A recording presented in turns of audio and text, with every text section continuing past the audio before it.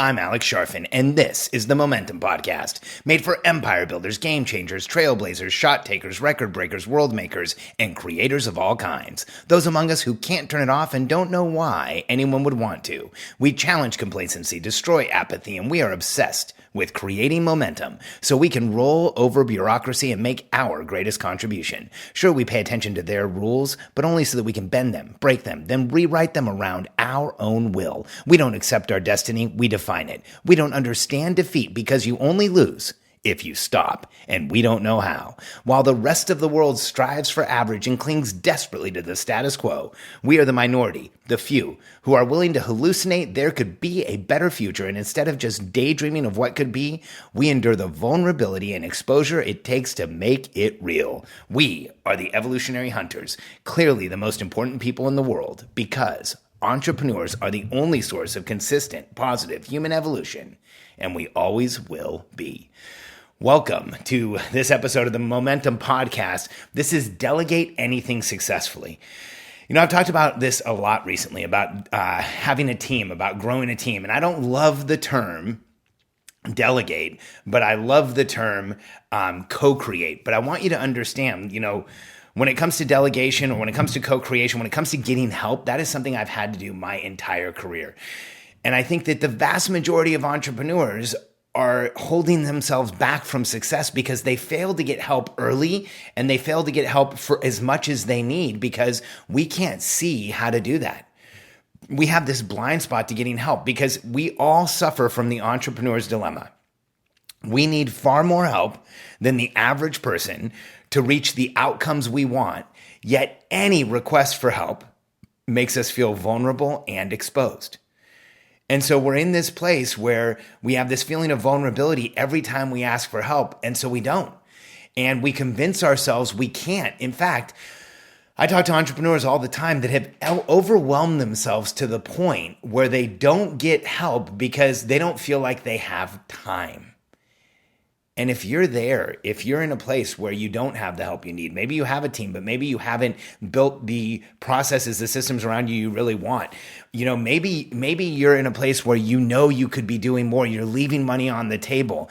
I want you to start thinking about delegating, about handing things off in a different way, because here's what we do as entrepreneurs.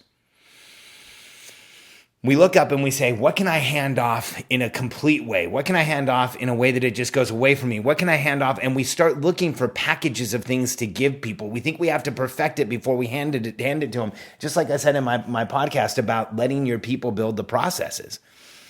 Well, here's another strategy to delegate, to get help. First step of this process is you ask yourself, where are you uncomfortable on a daily basis? And you write those things down. You figure out where you're uncomfortable in the business and even where you're uncomfortable in your life, write those things down and look at them. Now, some of the things on that list, you're not going to be able to do anything about. Like I write down when one of my daughters is sick or when something's frustrating me, I'll write it down because getting it out is so much better than what we do as entrepreneurs to stuff it down. And so I'll write down everything. But when I find something in the business that I need help with, or when I find something that, I want to get done over and over again, when I want to make sure that something happens over and over, I don't always delegate to a person. Now, this is going to make me sound crazy, but work through this with me. See, like as an example, let's say that I want to make sure that I'm hydrated every morning. Well, I'll put it on my morning routine because I'm delegating it to myself. But when I make it part of one of three things, then things change. See, first, you can delegate to a process. Second, you can delegate to a project. And third, you can delegate to a person. But let's talk about the first two. So in processes, I mean processes like morning routines, checklists, process documents in your company. If you have something in your business that's making you uncomfortable, first ask the question, do I solve this with a process, with a project, or with a person? As an example, in your business, let's say that you've been in your company 3 times, or you've come to the office 3 times now in the morning and it wasn't closed down right the day before. I wouldn't necessarily delegate that to a person. I'd build it into some type of a process within the business that anyone could handle. And if you're working by yourself and you have stuff in the business that you need to do, delegate it to a checklist, delegate it to a process document, because you know what a process document or a checklist does for you? That's something you can now outsource to a person. That's something you can now give somebody else to do for you. And the challenge for most entrepreneurs is we have so much going on. We don't have clear processes, clear processes or checklists for anybody to take over for us. And so as a result, we just keep doing everything. But if you're willing to start looking at where you're uncomfortable and, one, build a process, put it on a process document. What are the things in your life that aren't working right now that are repeatedly making you uncomfortable, and build a process around it? Like I shared one of my processes, my morning routine. By the time I'm done with my written morning routine, I have taken care of myself physiologically, cognitively, and chemically. I've covered the bases of breathing, hydration, nutrition, and movement. By the time I sit down at my desk, I've done more than most people will do all day. That's a process delegation. In a business, it's the same thing. Now, in a business, the second place you might delegate to, when you ask, where are you uncomfortable, is a project. You're uncomfortable you're not making enough revenue. Well, you might have a project to have an event or a new product. You're uncomfortable that something's going on in the business. You might need to change a marketing initiative or do something new in the organization. That is a project, not a process. Now you can delegate it to a project. So what is it that you want to do? Create a project around it. Clarify what the milestones of that project are. What is going to happen if that project is successful? And this will let you clarify, like, all of the things in your business, in your life right now fit into one of these three things. The third thing that you can delegate to is to a person. And in the way I think about things, it's always the last place I look, because if I can delegate something simple to a process, I always will. As an example, if I've got something that I want to make sure happens each morning for my business, like I'm going to do a Facebook Live every morning, I just delegate it to my morning routine. If I want to make sure that, we have a really incredible event next January when our private clients come in, we're going to delegate that to a project, and there will be multiple people involved in it.